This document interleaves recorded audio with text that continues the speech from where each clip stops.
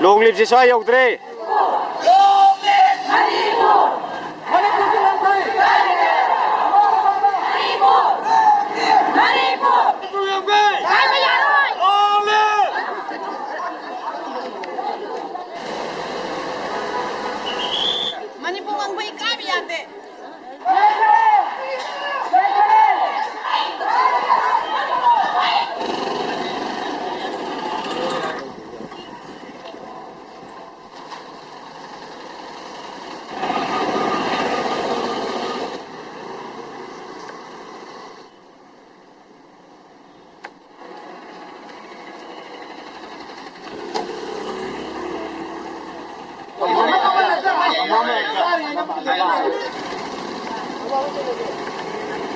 Silo tau je.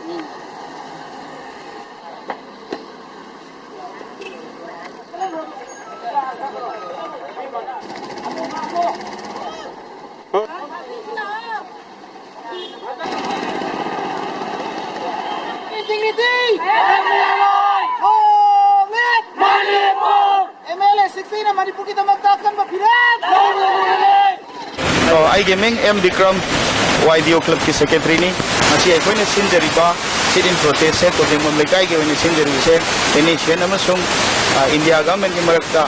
operation प्रोत्तर बसी के against दा अतुम मतंदा operation पुकलन view अदुगा मणिपुर की integrity काय बे यारो है बसे masih segi दमकता aku itu strongly Madhuda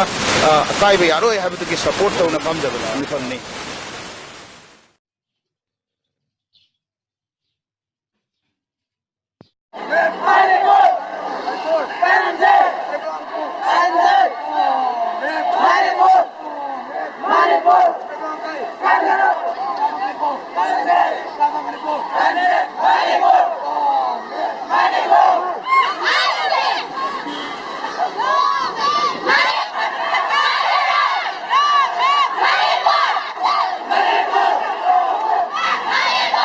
Kalis ko noy na siya.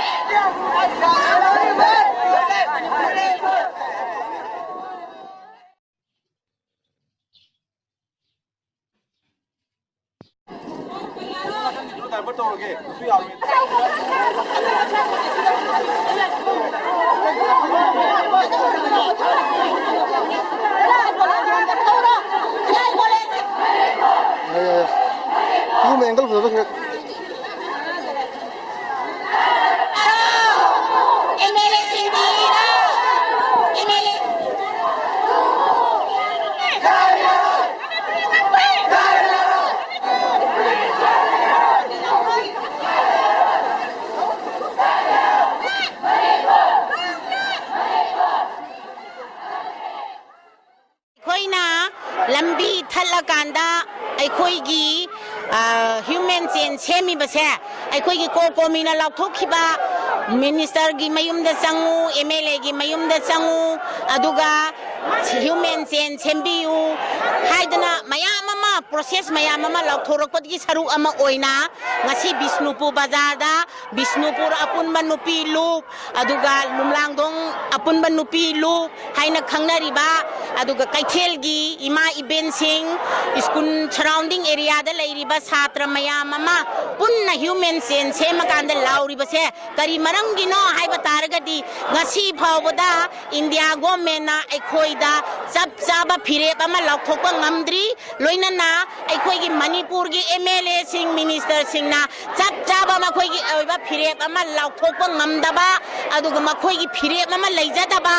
aikhoigi Manipur gi ngamkhai da soglakpa aduga makhoigi Manipur gi integrity de soglakpa yaroi adu haiba achigi khongjanda laujarakkani aikhoina lauriba kholao se prithibi gi mafam khudingmang na su tabi pham thoi India na Manipur loksan ba matamda Manipur na India da merge da ba matamda aikhoi gi treaty ama inaraga tawkhibani treaty do thugai rakanda India na NSNIM or a cookie or anything Bengal or Maitai Tukai na Thado akanda treaty do da yaw यावगिबा लमगी limit लमगी square kilometre असुक सांगबा असुक पाकबा इना इनगी दबदु थुगाइरबनिना India ना मणिपुर से दरकार लेत्रे नोय तोंगाने हिंजरो हाइबगी अदुगुंबा समिन अमा खुदम अमा इंगित अमा तोरकपनी हाइना लौगनी मरमदी मर्ज तौबा मतमदा त्रिटी अमा यावी त्रिटी थुगाइरकबा हाइबसे मोइगा अखोइगा मरी लेनते हाइबसे हाइरकपनिना अखोइना तंग ताबा खोलाव अमा अखोइदा पिबिरो अदुगा एमएलए मिनिस्टर सिंसु चप चाबा फिरेब अमा लौबिरकांदा पीगदोरिबा लमसे अखोइना पिथोकदोरिब्रा नत्रे हाइरगना अखोइगी हाना लेजरंबा लमसी अखोइगी ओइना दुम ngapo ngamgodoribra ngamoidoribra haiba MLA sing minister sing se masi sap chaba phirep laurga prajada lauthok piro adugi makha taba moina ngamroi haiba targadi prajagi mateng niro aduga prajana makhoigi damakta mateng panga kanda aikhoigi treaty du da yawgiba natrerga hana pre merger da leiramba khoigi lamsing ado adu kannana bagi damakta aikhoi sap chaba phirep amaga loina na manipur gi praja punamak aikhoi sap chana khongjang achep khongjang amaga loina na achep